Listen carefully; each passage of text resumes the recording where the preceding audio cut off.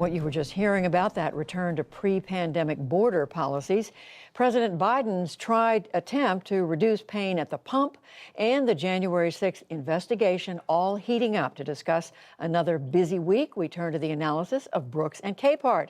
That is New York Times columnist David Brooks and Jonathan Capehart, associate editor for the Washington Post. New position. Congratulations. Thank you, Judy. Thank you.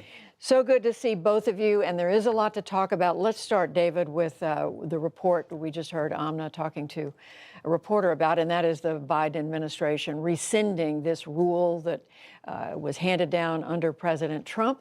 The argument being that that COVID, we're in a different place with COVID. This is the humane thing to do. Is it the right thing to do?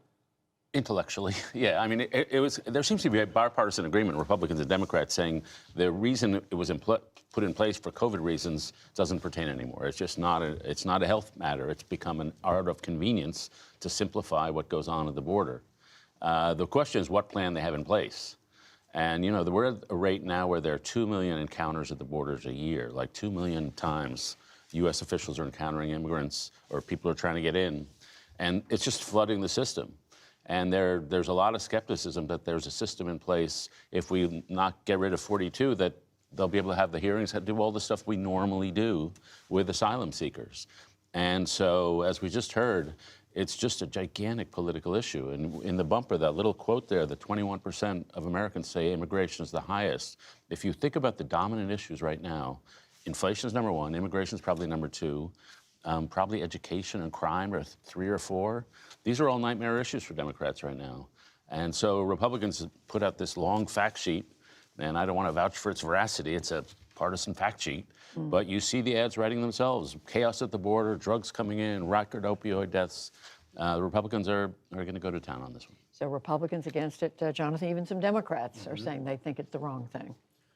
Right. And I think what it points to is the lack of a comprehensive immigration overhaul. And this is something that's vexed Republican presidents. I remember when President George W. Bush wanted to do something. It's vexed Democratic presidents. President Obama wanted to work with Congress, and Congress gave him the stiff arm, and that's what pushed him to do DACA, after saying over and over again that he had no power to do anything about immigration. This is a political problem for the president, for the White House, for Democrats. In a normal functioning Congress, the White House and the House and the Senate would be able to get in a room, get together, and come up with a solution. But there's no political will on the part of Republicans, and it's great that they put out, what you called it, a fact sheet, but a fact sheet with no policy prescriptions. A functioning party would say, Mr. President, you're in trouble, the country's in danger, here's our proposal. I have yet to hear what the Republican proposal is, other than fear-mongering. Build a wall. Oh yeah, there's that. But Yeah, I mean, we just seem stuck on this. Yeah, issue. well, it's a complicated moral problem. The people are coming here not because their lives are great back home. They're coming here because situations in a lot of Latin American countries are deteriorating. And some of them are genuinely in horrific circumstances, and one's heart leaps out to them. And yet they're coming in such large numbers, it's probably beyond our capacity to absorb all the people who want to come. And a lot of people are coming for economic opportunity. I don't blame them. My ancestors came for economic opportunity, and I wish they would go through the regular means. But, you know, it takes a morally complicated government or policy or collective mind to say we're going to help the people we are capable of helping. How many people are we capable of helping? And how do we help them humanely? And how, for those who can't, how do we say sorry, but how do we do it humanely? And that kind of moral nuance is not something we've seen a lot of in American policymaking for a We're long not time. seeing that. No, and it's made more complicated because the party opposite the president, instead of lending a hand, is, you know, hurling brickbats and not being part of the solution. The only way we get to this nirvana you're talking about, David, is if the Republican Party wanted to be a true negotiating partner wanting to get something done. Well, another hot issue, I think it's fair to say, that surfaced this week, and it's something the president announced yesterday, David, and that's that he said, yes, the jobs numbers are looking good, and we had more proof of that today, but the administration's still very worried about inflation, very worried about the price of gas. The president announced he's going to release 180 million barrels from what's called the Strategic Petroleum Reserve, just to try to get gas prices down a little bit. Is this a good move at this moment? It's hard to know. Presidents always do this. They always release from the reserve, and it never works. Now, in Biden's, to his credit, this release is way bigger than any other president has done. And so they're trying to dump stuff on the market, and they're saying that it may produce a 10, 15, 20% gain per gallon at the pump. And so that would have some effect. That is far from certain, because when we release from the reserve, the markets think, well, they're releasing now, but they're going to have to put back in the reserve. And so the markets can think long term and think, well, that's not going to really reduce demand. Second, we're not the only people producing oil in this country. OPEC could say, we want to keep prices up. If they're releasing, we'll just limit our supply for a little while. And so there are plenty of other actors who have the chance to mess with our plans. And so I remain, I guess I would say, guardedly skeptical that this is going to do much for the people who are paying, $60-70 to fill up their tank.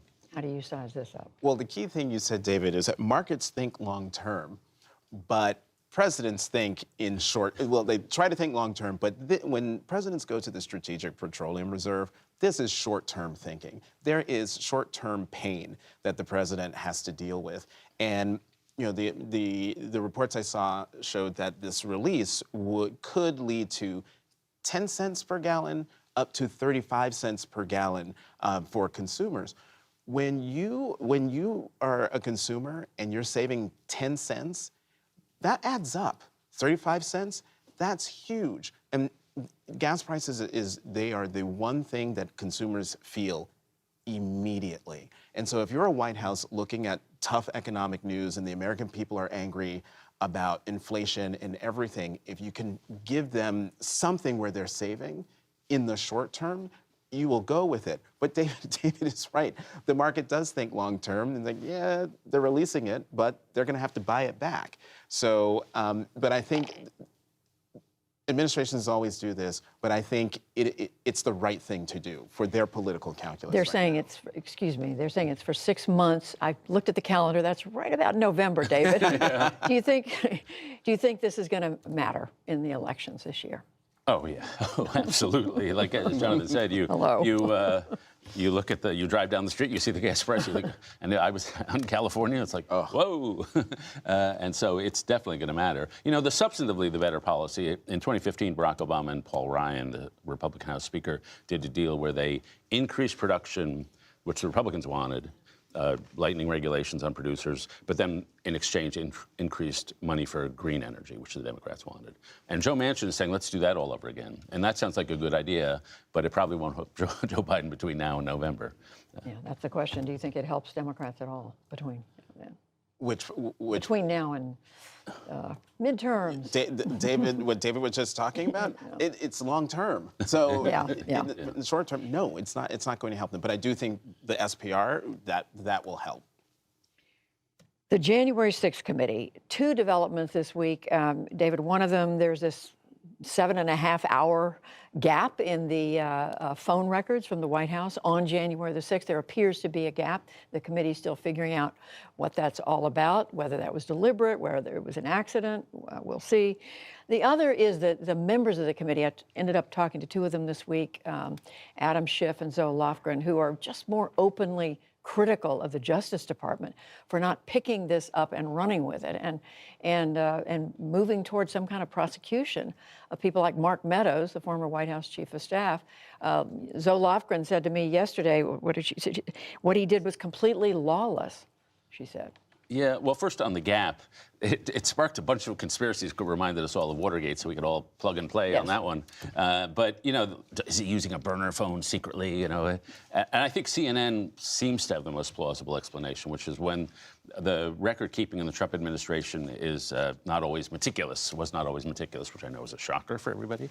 But apparently, when he went into the Oval Office, he didn't use the White House phone system, and then it wasn't recorded. That could be it. They were just bad record keepers. It is weird that it happened to be at the crucial moment on January 6th.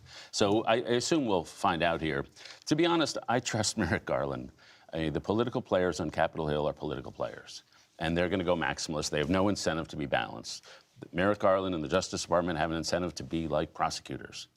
And my overall approach to this whole deal, there have been a lot of extremely questionable things that have been done. But the Trump administration does us a favor by doing most of their questionable things out in the open. And I haven't seen much that would make me think that there's some hidden gigantic scandal. Like there's some phone call somewhere where Donald Trump is saying, storm the Capitol. If that call exists, or that email exists, or that tweet exists, then we're in a whole new ballgame. But it's easy for people who want to delegitimize Donald Trump to get excited that they've got something and get a little over-politicized about it. So right now, my trust would be in the Justice Department. How do you read all this? Well, when it comes to the Attorney General, I think what Chairman Schiff and Congresswoman Lofgren, they're upset with him over the contempt charges. I think they're valid. They've passed out of the House. They're sitting at DOJ, and no one knows what's happening with them in terms of prosecution. Where I agree with David in terms of trust Merrick Garland is on the call from Democrats and folks on the left for DOJ to investigate Donald Trump. And I think these are two separate things. And when it comes to investigating the former president, it would be, I was about to say, insane if Merrick Garland telegraphed that this was happening before he had all the I's dotted and the T's crossed.